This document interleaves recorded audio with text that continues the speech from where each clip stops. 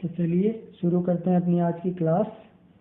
जैसा कि थंबनेल में आपने देखा कि आज हम जिस बिंदु के बारे में पढ़ने जा रहे हैं वो बिंदु है वर्ण, अर्थात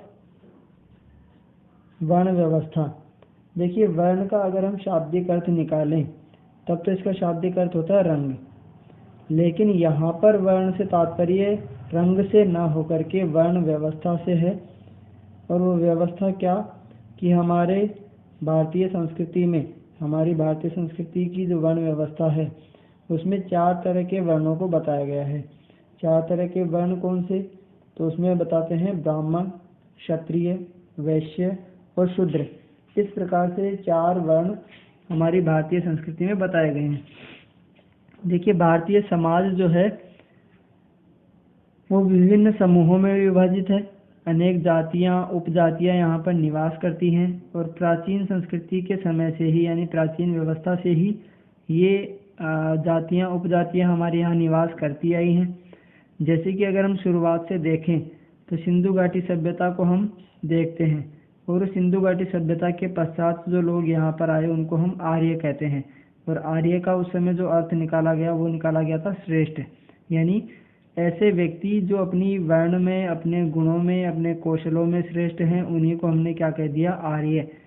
और इनके बारे में हम कहते थे कि मध्य एशिया से आए हुए हैं। कोई कुछ कहता था, कोई कुछ कहता था, यानी हर एक इतिहासकार इसके विषय में एक मत नहीं था। ठीक उसी तरह से ये जो वर्ण व्यवस्था है, इस वर्ण व्यवस्था के विषय में भी सभी एक मत नहीं है। सभी के विचार अलग अलग हैं, यानी सभी के विचारों में मतभेद है। जैसे जैसे मनुष्य की सामाजिक जीवन की जटिलताएं बढ़ने लगी, यानी शुरुआत में मनुष्य केवल क्या था? एक प्राणी मात्र था। लेकिन जैसे जैसे मनुष्य की जीवन की जटिलताएं बढ़ने लगी, जैसे जैसे मनुष्य के सामने परेशानियां आने लगी, जटिलताएं बढ़ने लगी और उसके सामने परेशानियां आने लगी, वैसे वैसे इंसान के रहन सहन में परिवर्तन होने लगा। और रहन सहन के अनुसार ही शिक्षा में परिवर्तन होने लगा, खान पान में परिवर्तन होने लगा, परिधानों में परिवर्तन होने लगा, यानी पहनावों में परिवर्तन होने लगा। तो इनके आधार पर ही वर्ण व्यवस्था कर दी गई। अर्थात कहने का मतलब ये हुआ कि जिस तरह से इंसान बुद्धिजीवी होता गया, जिस तरह से इंसान अपने रहन सहन में तरक्की करता गया, उसी के आधार पर वर्ण व्यवस्था का निर्धारण हो गया। जैसे विशेष आवश्यकताओं की पूर्ति के लिए विशेष वर्णों को संगठित किया जाना वर्ण व्यवस्था कहलाता है। यानी हम ऐसा कह सकते हैं कि विशेष आवश्यकताओं की पूर्ति से मतलब कि समाज का कौन सा वर्ग हमारी किस आवश्यकता की पूर्ति करेगा। तो विशेष आवश्यकता की पूर्ति के लिए तो समाज का कौन सा वर्ग हमारी किस आवश्यकता की पूर्ति करेगा, उसी आधार पर उसको उस वर्ण से संबंधित कर दिया गया कि अगर ये व्यक्ति या ये वर्ग विशेष हमारी इस आवश्यकता की पूर्ति करता है तो ये इस वर्ग से संबंधित हो जाएगा, ऐसा कहा जाने लगा। अब अगर वर्ण का हम अर्थ निकालें तो वर्ण जो शब्द है, मैंने जैसा शुरुआत में बताया कि वर्ण का एक अर्थ तो होता है रंग और दूसरा अर्थ होता है चुनना। क्या होता है? चुनना। यानी हमने किस वर्ण को चुना, किस वर्ग को चुना, वो वर्ग चुनना ही क्या कहलाएगा? वर्ण। यानी हमने जो अपना कामकाज चुना, हमने जिस तरह का रहन सहन चुना, उसके आधार पर ही हम क्या कह सकते हैं कि यह व्यक्ति या संबंधित व्यक्ति उस वर्ग विशेष से संबंधित है।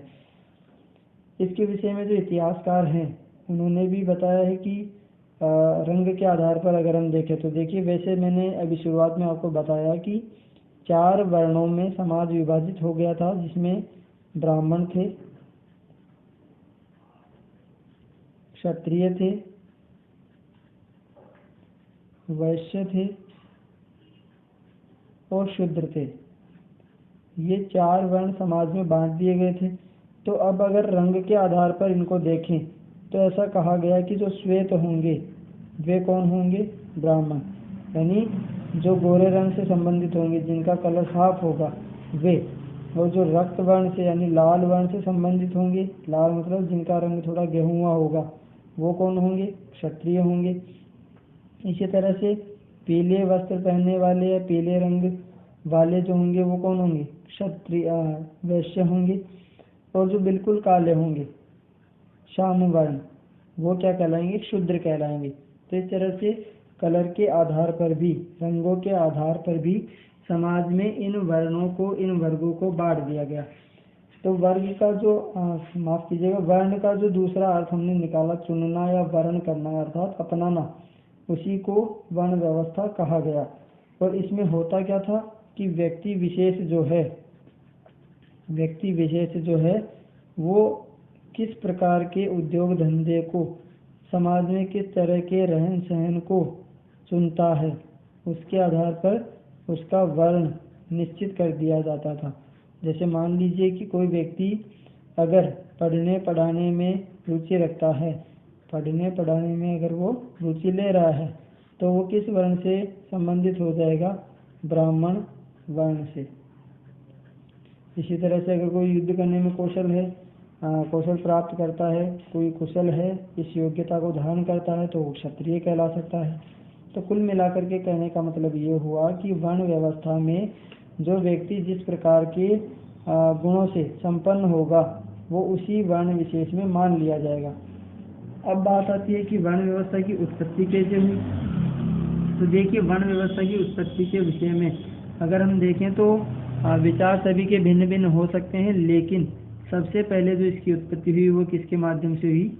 वेदों के माध्यम से। और वेदों की संख्या हमारे यहाँ पर कितनी है? 4। उन 4 वेदों में कौन कौन से हैं? सबसे पहले आता है हमारे ऋग्वेद, उसके बाद आता है यजुर्वेद, उसके बाद आता है सामवेद, और अंतिम वेद या आधुनिक वेद आता है अथर्ववेद। तो ये जो 4 वेद हमने पढ़े, 4 वेदों के विषय में हमने जाना, ये चारों वेद जो है इन्हीं से वर्णों की उत्पत्ति को माना गया है, उन्हीं से वर्णों की उत्पत्ति को संबंधित किया गया है, जोड़ा गया है। तो इस वेद में या इन वेदों में जो है एक मंत्र कहा गया है, उस मंत्र के आधार पर ऐसा कहा गया कि ये जो वेद है, ये वेद क्या है? एक पुरुष है, एक पुरुष, यानी वेद को एक पुरुष मान लिया गया। और इस वेद के मुख से किसकी उत्पत्ति हुई? ब्राह्मण की। इसी तरह से इसकी भुजाओं से किसकी उत्पत्ति हुई? तो कहते हैं क्षत्रिय की। ठीक इसी प्रकार कहा जाए कि इसकी जंघा से किसकी उत्पत्ति हुई? तो कहते हैं वैश्य की। और अंत में इसके पैरों से किसकी उत्पत्ति हुई? पाद अर्थात पैरों से किसकी उत्पत्ति हुई? तो कहते हैं शूद्र की। कुल मिलाकर के ये हुआ कि एक पुरुष मान लिया गया वेदों में, जिसके शरीर के अलग अलग भागों से, शरीर के अलग अलग अंगों से इन वर्णों की उत्पत्ति हुई। फिर बात आती है मनुस्मृति की। तो मनुस्मृति जो है वो ऋषि मनु के द्वारा रचित एक पुस्तक है, एक ग्रंथ है, जिसमें उसने ऐसा कह दिया कि सृष्टि के कर्ता जो हैं, अर्थात इस मनुस्मृति के पहले अध्याय के 5वें श्लोक में ये बताया गया है, यानी वर्णों की उत्पत्ति बताई गई है कि वर्णों की उत्पत्ति कैसे हुई। तो उसमें बताया गया है, जैसा भी अभी हमने ऊपर पढ़ा कि मुख से ब्राह्मण की, जंघा से वैश्य की, भुजाओं से क्षत्रिय की और पैरों से शूद्रों की उत्पत्ति हुई है, वही चीज इन्होंने भी बताई है। लेकिन इसमें इन्होंने ये कहा कि प्रमुख जो वर्ण है वो 3 ही हैं। कौन कौन से? पहला ब्राह्मण, दूसरा क्षत्रिय, तीसरा वैश्य, और अंतिम यानी जो इनके अलावा बच गए, इनके अतिरिक्त जो बच गए, वो किस में गिने जाएं? वे शूद्र में गिने जाएं। अर्थात समाज के जो सबसे निम्न वर्ग होगा वो किस में माना जाएगा? शूद्र वर्ग में माना जाएगा। ठीक इसी प्रकार उपनिषदों में भी कहा गया, यानी उपनिषदों में भी इसी प्रकार से इन वर्णों की उत्पत्ति बताई गई है। और सबसे अंत में जो महाभारत है, उस महाभारत में भी वर्णों की उत्पत्ति बताई गई है कि वर्णों की उत्पत्ति कैसे हुई, वर्ण का विभाजन किस प्रकार से हुआ। लेकिन यहाँ सबसे बड़ा फर्क ये आता है कि जो महाभारत है, इस महाभारत में जो वर्ण व्यवस्था वो किस पर आधारित हो गई? कर्म प्रधान। यानी कौन किस प्रकार के कर्म करता है, उन्हीं कर्मों के आधार पर वर्णों को निश्चित कर दिया गया। जबकि ये जो मनुस्मृति है, इस मनुस्मृति में क्या था? जन्म प्रधान। जन्म प्रधान होने का मतलब कि अगर किसी ब्राह्मण के घर में कोई ब्राह्मण पुत्र पैदा होता है या जो भी संतान पैदा होगी, वो क्या कहलाएगी? ब्राह्मण ही कहलाएगी, भले उसमें उसके योग्य गुण हो अथवा ना हो। लेकिन महाभारत में क्या कहा गया? कर्म प्रधान। यानी अगर कोई ब्राह्मण है और उस ब्राह्मण के घर में कोई क्षत्रिय गुणों वाली संतान पैदा होती है, तो वो अपना वर्ण बदल कर किस में आ सकता है? क्षत्रिय वर्ण में आ सकता है। ऐसे अगर क्षत्रिय के घर में कोई ऐसी संतान पैदा हो जाती है जो व्यापार आदि में रुचि रखता है, तो वो किस में आ सकता है? वैश्य वर्ण में आ सकता है। लेकिन किसी भी क्षुद्र को अपना वर्ण बदलने की अनुमति यहाँ पर नहीं थी। अब बात हम करते हैं आगे वर्ण व्यवस्था की उत्पत्ति के सिद्धांतों की। तो देखिए, सबसे पहला जो परंपरागत सिद्धांत है वर्ण व्यवस्था की उत्पत्ति के सिद्धांत।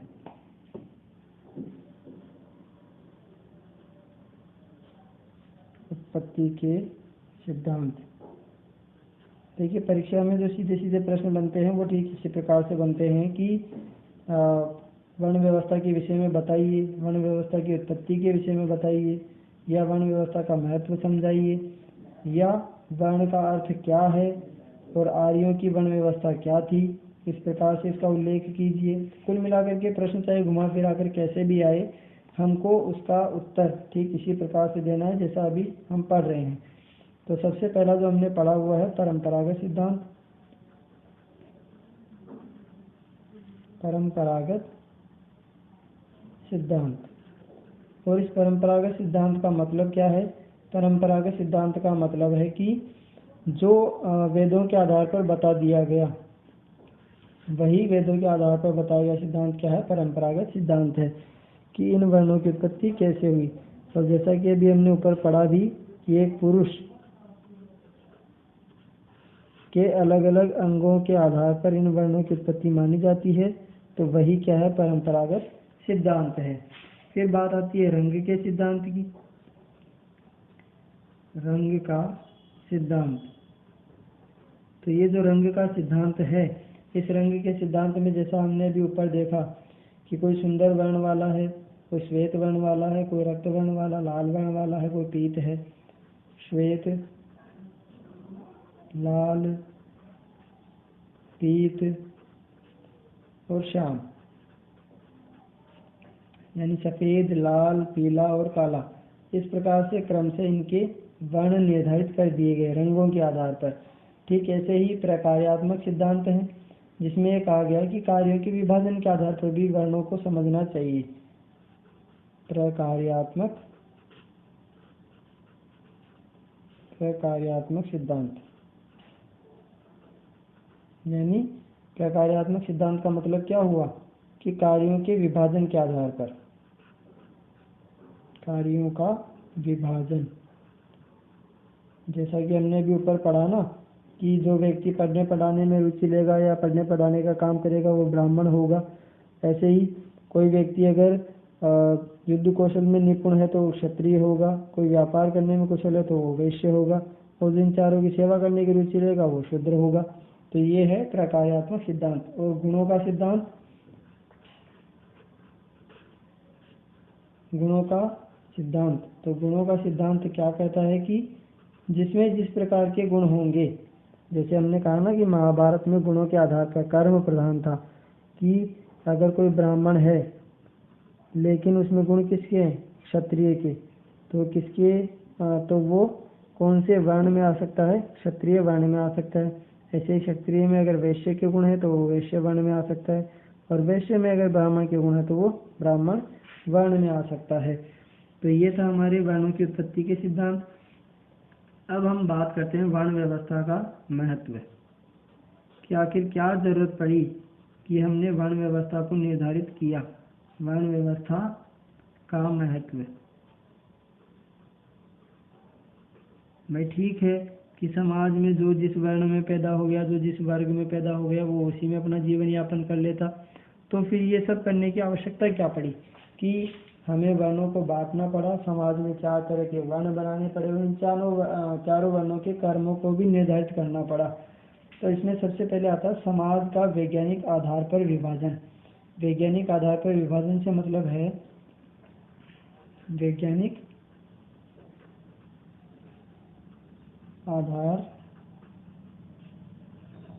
पर विभाजन।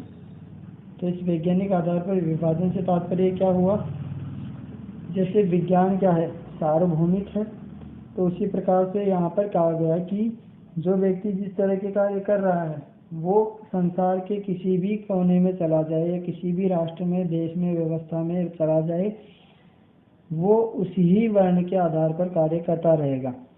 यानी इसका मतलब ये हुआ कि समाज को अव्यवस्थित रूप से वर्गीकृत करने की स्वतंत्रता जिसमें ना हो, समाज को मनमाने ढंग से जिसमें व्यवस्थित ना किया जाए, वो क्या है, वैज्ञानिक दृष्टिकोण है या वैज्ञानिक आधार है। ठीक इसी प्रकार से कर्तव्य पालन की प्रेरणा। तो कर्तव्य पालन की प्रेरणा का मतलब क्या हुआ कि जो व्यक्ति जिस वर्ण में पैदा हो गया, जो व्यक्ति जिस वर्ण से पर आश्रित है, कर्तव्य पालन की प्रेरणा कि जो व्यक्ति जिस वर्ण पर आश्रित है, जिस वर्ण के कर्म पर आश्रित है, जिसकी वजह से उसका लालन पालन हो रहा है, वो उसमें अपने कर्तव्यों को समझे।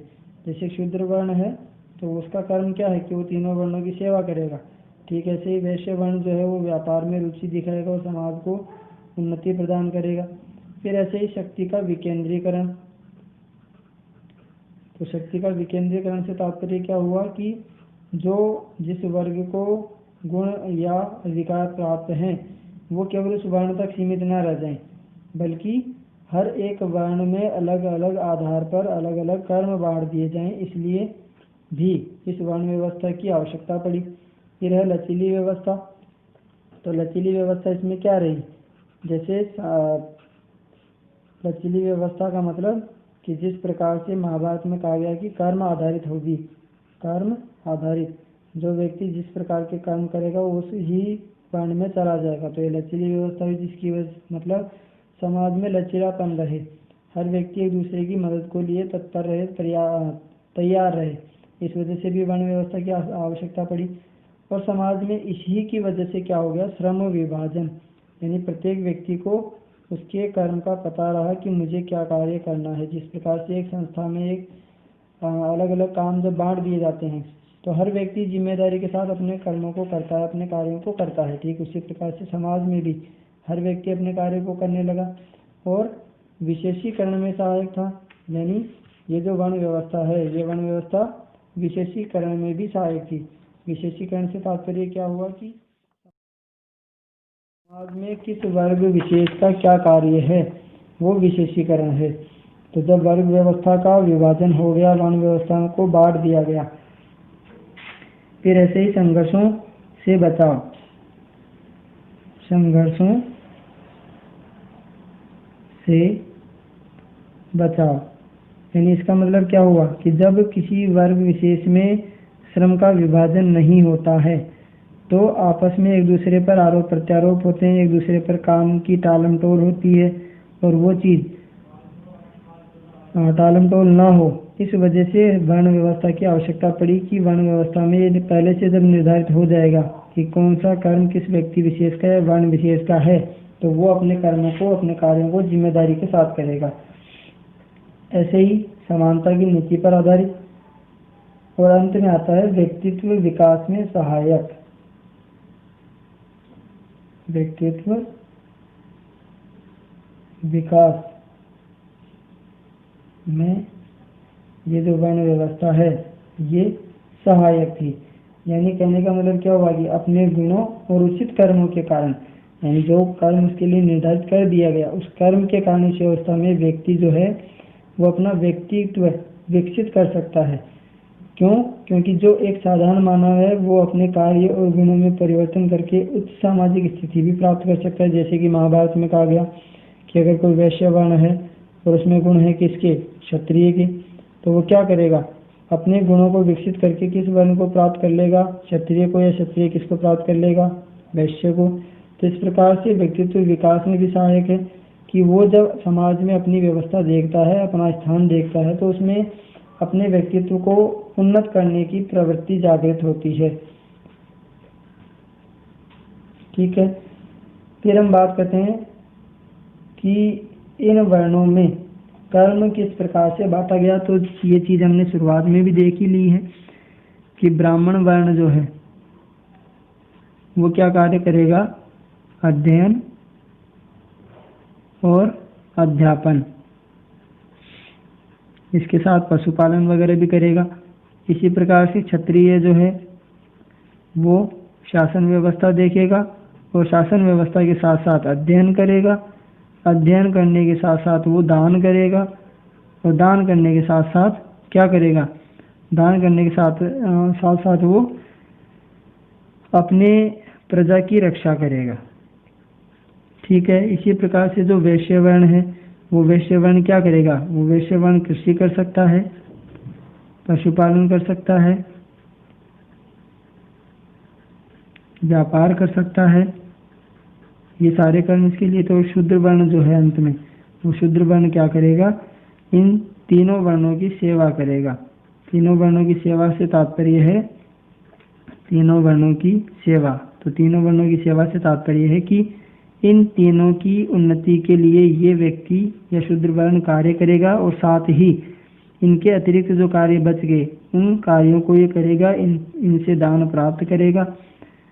तो इस प्रकार से ये वर्ण व्यवस्था निर्धारित की गई थी।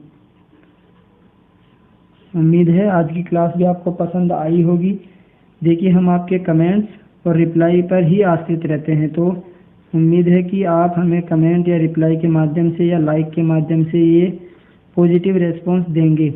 ठीक है, और आपका ये पॉजिटिव रेस्पॉन्स ही हमें प्रमोट करता है, हमें मोटिवेट करता है। तो आप अपने चैनल को लाइक करें, शेयर करें, सब्सक्राइब करें और हमें रिप्लाई अवश्य करें। अगर आपकी कोई शंका है, कोई डाउट है, तो आप बेशक कमेंट्स कर सकते हैं, लेकिन कमेंट मर्यादित होने चाहिए, क्योंकि हमने ये जो व्यवस्था की है ये अपने स्तर पर की है और आप लोगों के फायदे के लिए की है। तो जब भी आपको समय मिले तो आप अपनी इस क्लास को अटेंड ज़रूर करें और जो भी कमेंट वगैरह आपके हैं, जो भी सलाह है, जो भी सुझाव है, वो आप कमेंट में हमें अवश्य बताएं। धन्यवाद।